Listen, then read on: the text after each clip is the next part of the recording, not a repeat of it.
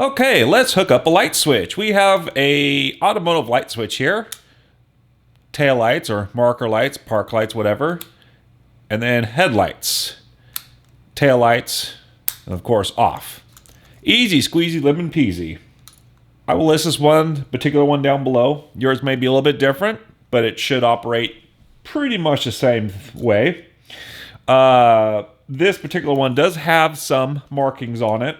Some of these markings, I don't know what it is. This terminal is H for headlights. This one's P for park lights. I don't know what this D one is here. That's your tail lights. And then B would be for your battery. That's your battery input, your 12 volts. And you can see it's got a big bus bar here. So that would be your 12 volts input. The one we're concerned with is we're going to hook it up to the tail light circuit. So believe it or not, we won't use the headlight function. We're going to use the tail lights to cycle through the light modes.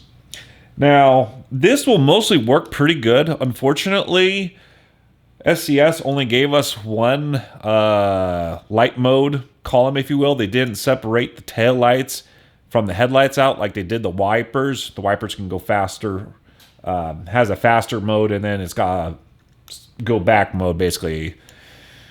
Well, we don't have that. We can't separate the tail from the headlights. However, this still will work 98%. Basically, the function will be, for the simulator, will be off, tail lights or marker lights, full-blown headlights, and then that will technically turn everything off. Fortunately, the way we're going to wire it, when we push it in one more time, it's not going to do anything. And that's through the use, again, of our relay logics we're going to use. However, if yours is not marked, you're unsure which one terminal to use, it's rather easy. You can get your ohm meter out and test the ohms between all of these ones here. We'll do it with a trouble light just for funsies, because we like to have fun, darlings. So your hot wire is going to be on your battery. It's going to be your input voltage. As you can see right here, we don't have anything turned on. Pull the light switch out one, that's your marker lights. Okay, and we have a hot terminal here, hot terminal there, no hot terminal here. And if you pull this terminal out, then that makes the light up, which means this humdinger right here is your headlight terminal. We're not going to use that one. So next to the headlight terminal is this park terminal, which will turn on when we pull it out one, but when we pull out two, it goes away again. So we do not want that terminal either. Although technically it might work, but you don't want that. What you want is your taillight circuit. The taillight circuit is where you plug it in, you pull it out one, lights up, pull it out again, it still stays lit up. Push it back in, it still stays lit up. Now you see that flashing there? Believe it or not, that's enough of a flash. If you push the switch in slow enough, it'll trip the relay and it'll switch our light mode. Don't worry. I'll show you how to wire it all up. It's just fine. But that's what you want. You need the taillight circuit. I should note, if you don't have a 12-volt tester, you can also use your digital ohm meter, or an analog one too if you got a sweeping needle. That'll work too. Okay, we got contact here. So we'll just go to our terminal, our taillight terminal here and here. We're just going to pull it out once. Okay, it beeps. We'll pull it out again. Still beeps. Push it back in one. Still beeps. Push it all the way in. It's off. There's another way to find your taillight circuit. Taillight circuit only is what we're going to be using. And believe it or not, this is actually a lot easier than wiring up the ignition switch. Believe it or not. No, y'all. It's really stupid easy. I promise you. So hook your hot wire up to your battery, of course. That's your voltage input. Find your taillight circuit.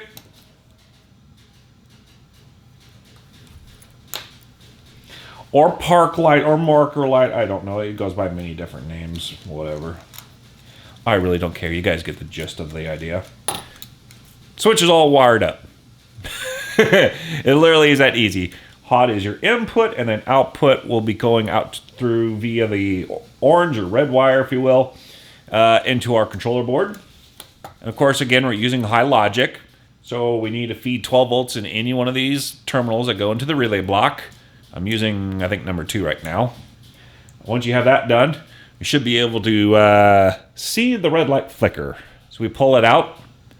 We got the first position and the second position. Back to first and off. Again, this is kind of the key with the trick with some of these switches. Don't push them too fast. Otherwise, that really will just stay on and it won't register your input. Not a big deal, but you could see me pulling it out, waiting a second, and then just gently pull this out. It barely flickers, but actually that is enough to trip the relay, believe it or not. It is enough to trip it. Of course, after 10,000 cycles, I don't know. I'm not sure how well these Chinese and relays are going to hold up, but since we're not throwing any amperage through them, we're just using them as a switch. They might last a long time. But that flicker, that barely seeable flicker, it will be enough to trip our game controller board, which is right here. And oh my goodness, who's yelling at me now? Traffic crash in my town. Perfect. Bunch of idiots. Any hooser. Power comes in through here. This gets hooked up to our taillight circuit. That 12 volts is getting then fed into here. And then output, literally, is just 2 wires. That's it. However, this bit is a bit more on the crucial side if you wanted to make this work halfway correctly, as I will demonstrate here in a little bit.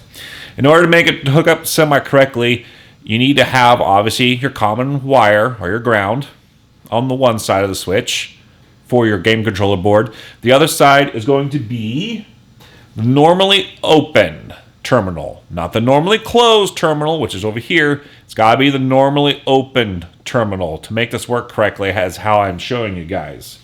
And of course, that'll just feed right into your game controller board. Remember, the ground on my particular Leo board is all on the outside. That's the ground plane. The inside is the actual button matrix that goes to the controller itself. But that's literally it, guys. Now, to program this is fairly easily as well. So let's do that now. Oh, yeah. Oh, hello, Mr. Freightliner. Right, so here's what we're going to do here. Hit escape. Go into system. Oh, I don't want to save game. No way. You're going to go to options. You're going to go to keyboard bindings. You scroll down for lights somewhere. Lights. Light modes. Yeah, see here, we don't have just tail only and just headlight only. We got a high beams, so they can separate them. But SES, if you're watching, will you please give us another light mode, please? We just need us, and you see this in real life. Kenworths are like this. If you zoom into here, they have literally switches for their switches. Like P, you can see the P for park, trailer lights, all sorts of fun stuff. We could use some extra commands in the menu here, please, SES, if you're watching. So you see, since we only have one button, we need to use whatever button we plugged into. And the way we can do that is we got button 14, looks like that's what it's going to be. One of them needs to be the hold, and the other one needs to be the regular side, basically the momentary side. So let's go ahead and I'm going to unassign these, and we're going to do this. We'll do it live. Okay? So now we want the light mode. So now I'm just going to pull the switch, and we're going to wait for it to says hold. Okay? And then we're going to push it to cycle off and hold that. And then this will simply be the momentary. So you just push it in and push it back out right away like that. Boom. Guess what? It's configured, ready to go. Dispatch Bosch. We're ready to rock and roll. Except it's daylight. I don't know well this is going to show up. Right. Okay, well, so what we're going to do is we're just going to pull it once. Okay, we got markers. Yep, we got markers. Pull it once more. Hey, and we got headlights. And now, this is the little tricky part that's not quite right.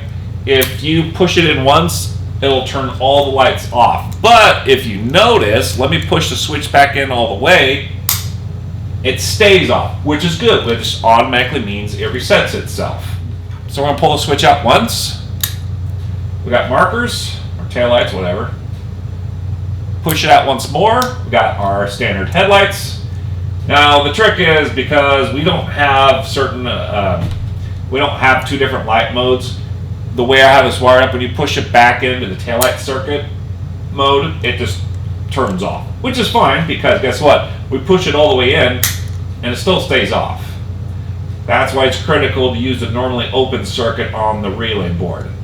So let's say if you're sitting here on the on-ramp, but you still want your marker lights on because it's turning night and you want people to see where your truck is so they can avoid you. Let's say if we were cruising and we had our headlights on, what you would do is simply push the switch all the way in and pull it out one. Boom. So you can still park with your friends at the truck stops. You're getting fuel, make it look really cool, have a nice evening glow, as we call it, and you can still pull it out and your headlights will still work. So the functionality is almost there. With the logic that we have, with the switches that we have, that's the best I can come up with that's easy for you guys. And really, it's not much of a pain to push it in a couple of times and then pull it back out just for taillights. As you can see, we have a fully functional automotive light switch hooked up to the simulator.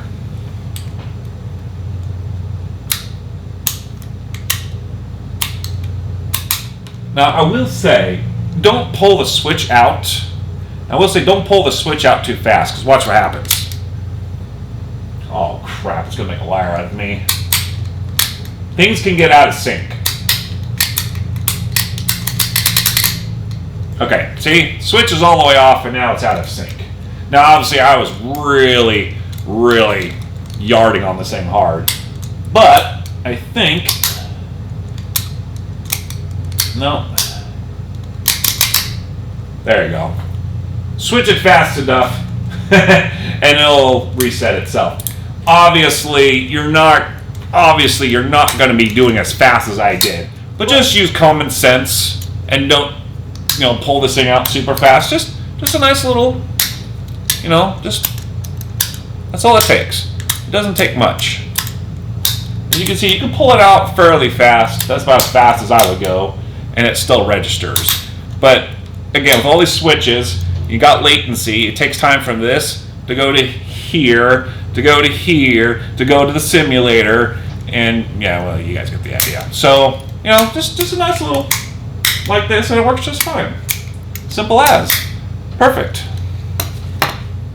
So if you want extra lights when you pull your switch out on your button box, my IRL example will be my custom gauge with my instrument lights. That will actually activate here because this is using live 12 volts as well as going to the controller. You can hook up at any number one of things, and you can hook it just up to your taillight circuit, or you can have it only as headlight mode, or here. I mean, you can hook up just a 12 volt LED strip or buttons or whatever you want to hook up to it. Again, that's why I'm showing you. It's a lot easier to wire this thing up with 12 volts because when you start getting into your ignition switches and your lights, you can actually pump out real circuits going to your button box or to your cab or your sim rig or whatever you're going to have, and really you're only limited by your imagination. Again, you could hook this up to here as well if you wanted to switch it via here. Sweet. Moving on to the next one. It never ends.